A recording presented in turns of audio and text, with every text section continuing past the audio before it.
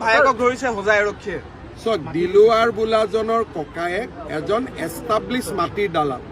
2021 চনকে তেওঁক গ্ৰেপ্তাৰ কৰা হৈছিল আৰু 21 চনতে তেওঁৰ বিৰুদ্ধে চাৰ্জশ্বিট হৈছিল। কিন্তু চাৰ্জশ্বিট হোৱাৰ পিছতো তেওঁ স্কুলৰ মাষ্টৰ, চৰকাৰে তেওঁক ছাছপেণ্ডো নকৰিলে। তাৰমানে তেওঁলোক কিমান শিপাই চৰকাৰৰ তলত সোমাই আছে।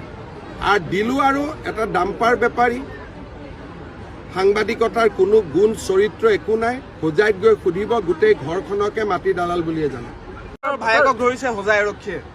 দিলুৱাৰ বোলাজনৰ ককায়েক এজন এষ্টাব্লিছ মাটিৰ দালাল।